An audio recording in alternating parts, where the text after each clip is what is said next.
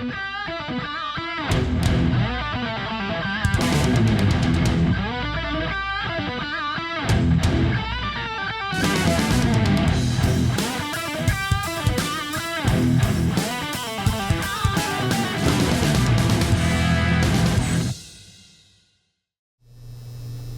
my name is Rich Howard, owner of Architectural Builder Supply. This video is to bring you a closer look at the Yale 1765. This is a cylinder collar or a trim ring. This happens to be in a 1-inch length, is what this is. This is in what they call a 626 finish. I don't believe that this is made of solid brass at all. It's not magnetic. I just held it up to a magnet. This is very likely just simply some other non-ferrous base material. I don't think it's stainless at all. It may be zinc, but I just don't think it's brass. Although it could be. I'm thinking the cylinder collar would not be best served in brass. So let's take some dimensional properties and we'll talk about what this is for. An outside dimension,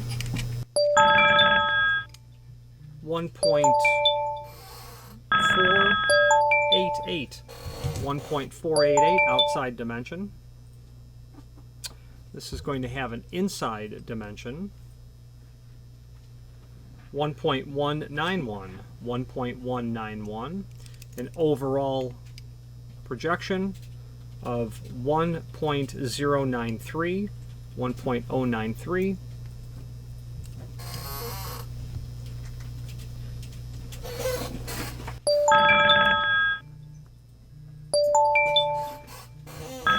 And then the dimension that I was measuring is from the shoulder down to the bottom here, which we're getting 0.93 inch or 0.929. Okay, so a cylinder collar. Now, what in the world would you use such a thick cylinder collar for? They're very unusual. You don't see them often. Yale does make them, but let's talk about where you might end up seeing these. If you've not hit subscribe yet, we would very much appreciate if you did, and hopefully you're enjoying this video. Now, let's get back to it. Really, you'll end up seeing a long cylinder collar like this and not very many applications at all. The reason I have these is because I use them for a very unusual sort of application, which I'll explain. But you could end up seeing something like this when you're dealing with a cylinder that is available only in a minimum or specific length, such as something like small format or large format interchangeable core that will be 1 3/8 or 1.5 inch minimum length on the mortise cylinder housing. Now, this is basically 1 inch. So if you had a cylinder that was, say, 1.5 inches and it was going into a thin door, or it was being installed in an application where the lock was off-centered, perhaps, you could end up starting to think, well, I need a cylinder collar like this. If you take away the concept of the 1 inch and you think about something that's 1/2 inch, yeah, now you're getting into a cylinder collar that's extremely common. Or something like maybe 3/4. Maybe you're dealing with 1.5 inch long mortise cylinder, and you really only need that to project into the door by about 3/4 inch, maybe 13/16, something like that. You're going to need a cylinder collar, not unlike this, or a trim ring, is exactly where you'll end up using this. Now, the application that I use this in is extremely unusual where I've used it. I had a client who has an apartment in the Ravenswood area of Chicago, and they had some existing quickset, and he has a Siegel double cylinder deadbolt on the night latch, not a night latch, just a deadbolt on the kitchen door. He ended up on the front door putting in a new Baldwin mortise lock, an Estate Series mortise lock. And he got this nice new Baldwin lock that was several hundreds of dollars. And he really fell in love with that large bow that's on the top of the Baldwin key. Well, that's usually a Schlage C keyway.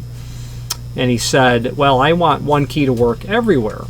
He replaced some of those quickset locks with Schlage F-Series, but that Siegel deadbolt was the problem. So, double cylinder, rim cylinder on the outside, key on the inside. That key on the inside is certainly going to be a Siegel keyway. There's no way to make those work. The other problem is you won't get Schlage F-line or a residential caliber keyed knob lock or lever lock in a Siegel keyway.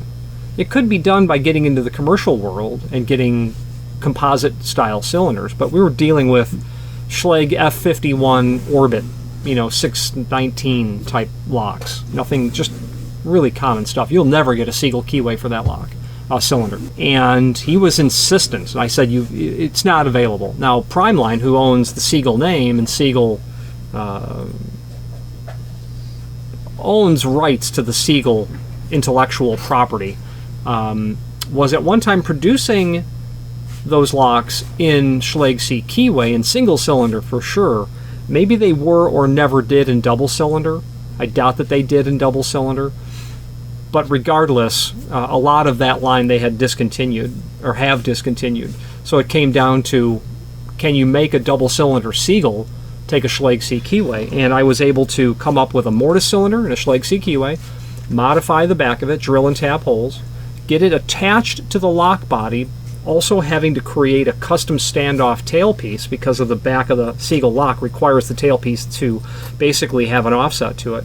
And when you get a Mortise cylinder installed on all of that, you're going to need a long cylinder collar, and that's where I had used this. And I have two of these, maybe with the idea that I would do more of that work in the past. Apparently I've not had that need to do so. So that's where I've personally used this, and the point being is you'll end up probably using it in a uncommon application, to say the least. Really long cylinder, really thin door, maybe a lock that's offset, not equally centered, biased towards one side or the other, a confluence of some or all of the above. So let's switch to the screen view and let's look at all of our supporting information. If you've not hit subscribe yet, we would very much appreciate if you did, and hopefully you're enjoying this video. Now, let's get back to it. All right, here's the item that we are looking at. Not much to see here, but let's take a look at some photographs that we have. There is the label, there's the box, the part number, the length, finish, I don't see here, but ought to be here. The inner packaging has it. Huh. We have here got a 937, and that's what that shoulder measured. We'll take a look at the catalog in a moment. There's the ring, another perspective, yet again, the bottom side. Okay, let's look below cut sheet. I don't know what that's for. Oh, okay, here's a cut sheet. Cool. Okay, so that's helpful. I didn't know that that was there. 1765. You see that the A dimension is how they're ordering it. And yeah, we ordered 1 inch, but that actual dimension is coming up ever so shy on that. And I don't see a published reason as to why that's the case. 1765. They'll go up to 1 in 15/32, even though the last time I asked the factory for something longer, they pretended as if they'd never heard of it before. We were able to ultimately get them, but it's not ever an easy process with ordering off the menu, so to speak, with Yale, because it has to go through their engineering, their SPAR, special application request process, which is cumbersome at a minimum. But nonetheless, you will get through the process. They do say the material is brass or bronze, so that solves that. It's made of brass. 1 in a 16th, pardon me, 16th and 1 in 5/32, so basically really small. Supplied as standard when required with products supplied with cylinders. Collar size and thickness are supplied to suit the length of the cylinder. The thickness of the door and the trim ordered. All of this conspires. If door thickness is not specified, collars will be supplied to suit 1 3/4 inch thick door. So when you're ordering, if you just ask for a 1765, I don't know how they would know what length to give you. They must be assuming you're dealing with just a Mortise cylinder, I suppose. You're going to want to absolutely tell them the length of what you need. Door thickness is not enough. What if this is going into what if it's a exit device with exit trim? What if it is a sectional Mortise lock? So you wouldn't really know what that is. They have these step rings, which are going to obviously stack together. The Yale 599, we're going to investigate that. That's a different cylinder, and I don't recall what's different. I know that it's got a different edge down at the bottom, but that is extremely defining of the type of when you use which collar. We'll see if we can figure out what that is. There's a link below this video as seen here to the manufacturer's page, and from here we can pull up the catalog, and let's do so. And I'm going to do a search first for $5.99. So, okay, so they're definitely showing that you'll use a $5.99 in different applications. This is under a cylinder dogging column. Sure, so with these trims, you're going to use a $5.99 collar rather than the 1765 with these trims. And this is the 7000 series of the catalog, obviously trim related. So knowing when you need one trim ring or collar over the other is crucial. And Yale does a really thorough job at listing all of those instances in every application. So if we were to search 1765, I mean, it comes up literally over 600 times in this catalog, in this 900-page catalog. So, you know, every 1.5 pages, the 1765 comes up on average. They'll also give you the length of what you need as well. 0.250, obviously 1/4 inch. 0.719, 11/16, right in that range. 1 divided by 16 times 11.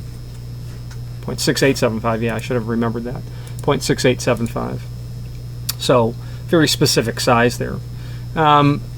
But that doesn't really answer the question as to why they have an A dimension, but that shoulder dimension is slightly less. And I'm going to suggest that it's because if you need a 1-inch dimension, they're probably going to need to make that a little bit smaller because they're probably planning on you using a wave washer. This is a wave washer. Okay. It's meant to go underneath the head of the cylinder and allows you to tighten that cylinder down. So your net result is going to be much closer to 1 inch, that's for sure.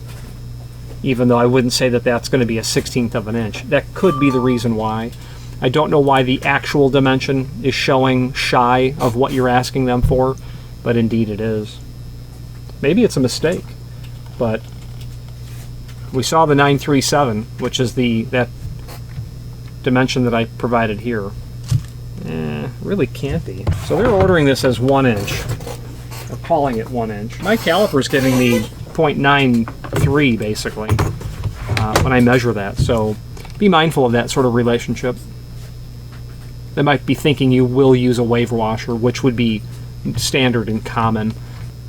Very, very typical. Yeah, typical rim cylinder, the 1109.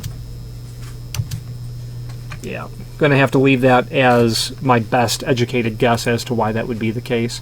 The rest of this catalog is full of everything Yale related. Lock sets, exit devices, door closers, obviously cylinders. Their next touch is nice. I have not reviewed one of these yet, but I have one on my desk to do so. Electronic combination locks. You will probably bump into them sooner or later. Let's wrap up this video on camera. If you've not hit subscribe yet, we would very much appreciate if you did, and hopefully you're enjoying this video. Now, let's get back to it.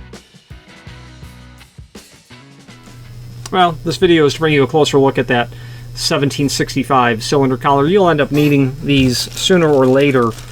Generally, cylinders, what you'll want to do is if you have a very particular application, you're going to want to, just as important as determining the cylinder itself, the length, the keyway, the cam, the finish, how it's going to be keyed, you'll want to put the proper thought into specifying the right cylinder or trim ring collar at that time so that it comes out correctly. There's jobs will stop dead in the water if you don't have the right length cylinder collar.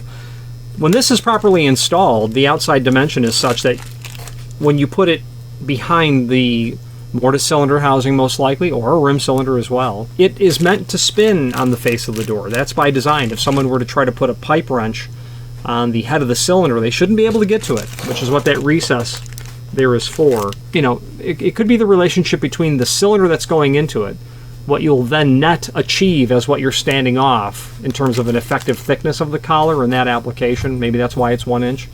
Anyway, this will spin on the door and will be slightly greater than the outside diameter of the cylinder housing, obviously, because the cylinder is going to fit inside of here. And that's the proper installation of this. And that wave washer allows you to install that correctly. Now, when you tighten that down, it'll keep the collar tight on the face of the door, but it will still spin. If you were to put your hand on there and spin it, you'd be able to. And that's how it's designed to. People have called and said, you know, I try to tighten that cylinder all the way down so the collar doesn't move, but I can't get the key in the right vertical location. And I say, no. Back it off a turn or two, put the wave washer in there, and install it so that it's tight on the door, but not so tight that it doesn't spin. Then they got it. Any questions on the Yale 1765 or any other Yale product, please feel free to reach out to us. Thank you. Thank you for watching, and if you've enjoyed this video, please click thumbs up, please subscribe, and maybe even send the video to someone that you know. Thank you.